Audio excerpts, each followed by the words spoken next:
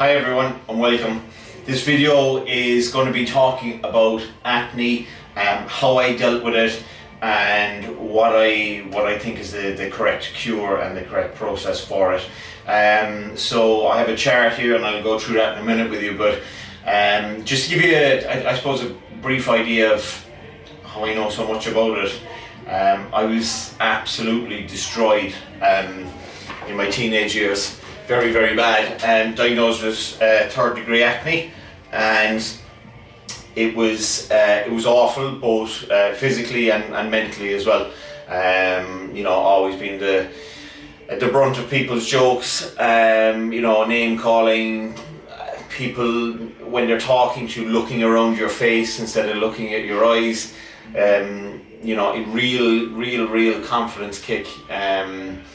And it started when I was 12 and I went into first year and I shaved for the first time, and I remember plain as day. I just got a kind of moustache came first, as it normally does, and then the rest of the facial hair came. So when I shaved up here first, it was a rash came, and it went from there and never cleared up all through my teenage years. I can remember one morning waking up and going to school, and I was looked in the mirror, and all that you could see that didn't have its spots on it was just around my eyes, everywhere, my forehead, cheeks, neck, all across my chest here, down onto my arms here, all the way down my back, every part of my back, and into the top of my glutes. So the ones that I used to get on my back were very, very big, and they were ones that, for those of you that do suffer from acne, you'll know the ones that never get heads, and they're just massive things that are really, really sore, and there's a lot of pressure in, it's so sore when you're even lying down. But it's also a constant reminder. You always have this pain there, and it's a constant reminder that there's something wrong with you. So it was into I'd been to the doctor in my teens. First of all, I went into the chemist, and actually I'm going to show you this first, right? Okay, so this diagram. Okay, so sebaceous glands that we have there are in the chest muscles, traps area, face, back. Okay, so this is where I suffered here. All there, all the way down, neck, and all of that. Lower body, all fine. Now, what happens is, okay, the gland that's under your skin that controls the moisturizer for your skin, it controls the moisturizer for your hair, it controls the lubrication of your joints. Is done through a sebaceous gland. Okay, so the gland is down here under the skin. Okay, I hope you can see this, right? So you've got the gland under the skin, and what happens is, with somebody that's producing a lot of hormones, which teenage boys do, or teenage girls, the gland overproduces. Okay, so when it overproduces, just imagine turning on a tap, okay, and it trickling out. So when it's overproducing, it's like putting a tap on full belt. So you've got all this stuff trying to come out through the pores in your skin here, okay? And normally what would happen is one would get blocked and an infection would back up behind it, and that infection then becomes a spot.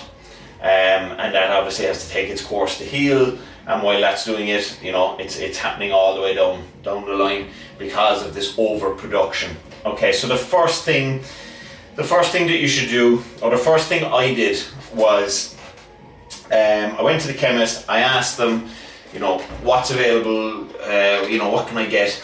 And there's creams to treat it, okay? So the creams that are put on the top are to treat the actual spot that's there and possibly penetrate the infection and hopefully, subside it a bit, okay?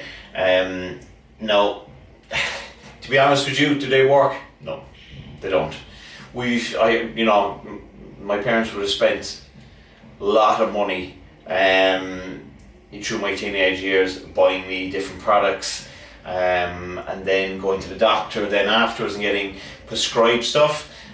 So the prescription drugs that I was on at the time were Tetrasil, I was on oxytetracycline, I was on some other bottle of liquid. It had a sponge kind of pad on it, used to rub it onto your skin, it used to burn like crazy. I can't remember the name of that, that's a long time ago. They helped, they definitely helped. What they are is, they're just an antibiotic really, to go in and and target the affected areas. But still, this gland here is still the problem. Okay, so it was only all through my teenage years. Went on. Then when I got into my 20s, it got a bit better. The more sunshine I got, it got better. Obviously, you need to make sure that you're not allergic to any foods. So I went for food testings and things like that to see what I was allergic to. And once I knew, that everything was okay, we just went with those. But just in so it cleared up into my 20s. But still, I would still always, at some point, have, even in my mid to late 20s, would always have a spot or two on my face, and on my back and my chest. So it got easier, but it never went away. Why is that? It's because the amount of testosterone that I was producing was considerably lower than when I was a teenager. So with a lower hormone production, it just meant these sebaceous glands weren't going to be producing as much. So then came my late 20s, and I decided I was going to join the gym. So when I was 28, I joined the gym, and all I wanted to do was get big. I was 8.5 stone, miserable thin, and all I wanted to do was get big. So started training in the gym, and according as my gym sessions went on, my skin got progressively worse, because the more I sweat, when I was sweating, all the sweat was coming out. These things were overproducing again because I was exercising, so my hormone levels were elevated, and of course infections started to come. And what started to come wasn't what I had before. They weren't normal spots, they were the big lumps that I had on my back, but I started to get those on my face. So it would look like I can remember one morning waking up and it was so big that it looked like I had an abscess, a tooth abscess. You see some people wear their cheek out like that. So this was like completely swollen. You couldn't even put your finger on it with pain because of the pressure under the skin because of the infection. And I just said, look, this can't continue, and my actual face is going to get destroyed in craters, So I said, right, I have to do something about this. So I made an appointment with a dermatologist who's actually a practicing GP as well. Her name is Dr. Hilda O'Shea, and she is on College Road. I think she's just across from the Bonds there. She was great. She was the one that actually was the only time that I was educated about it, that someone could actually tell me why they were there and how you get rid of them. And she took a great deal of time explaining the whole thing to me, told me how they were going to treat it, and the process in between. So the drug that they prescribe now for it, and the drug she gave me then, is a drug called Roaccutane or Accutane. Now the Ro is put in front of it because it's made by a company called Roche, so their version is Roaccutane, but you can buy it on its own called Accutane as well. Okay, the difference with that drug, why does that drug work over the other ones? Because it kills the gland. It kills the gland dead, and it can't produce anymore. Now that gland will regrow, but it'll never grow to the same capacity or be able to produce at the same capacity that it did before.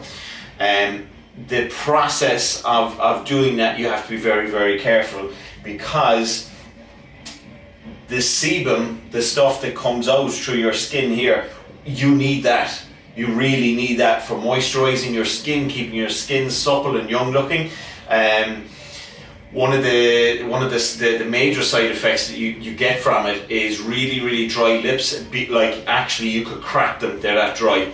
Nosebleeds, because the inner wall of your nose is so thin anyway, that when that dries out, little micro cracks come in it, and obviously the blood can seep out there then as well. So it's very important that if you're on Roaccutane or you're going on Roaccutane, that you don't get Labello or something like that, because that's not strong enough. I use the Caramax, the yellow Caramax. I would put that on my lips and in my nose then every morning without fail. I used to get a nosebleed in the shower, and what I'd have to do is, to prevent that, is I'd have to moisturize my nose internally, and how I used to do that is with Vaseline. And the Vaseline will act anyway as a blocker for any, it'll stop the blood coming out as well if you get a nosebleed. Now, not stuffing your nose with Vaseline, but just putting enough up there to put a thin coating on it. So I was put on those tablets. I was put on 40 milligrams. Now I'm gonna list out the milligrams and things, because there could be some of you that are actually watching this that are on it at the minute. Okay, so there are 40 milligrams. They were in 20 milligram tablets, so there was one in the morning and one in the evening. I took those for a month. She reassessed it, and I think we did 3 months. And after, I mean, literally, and I'm not joking, after the first week, you know, you knew this was going to work. You know, you could visibly see things changing.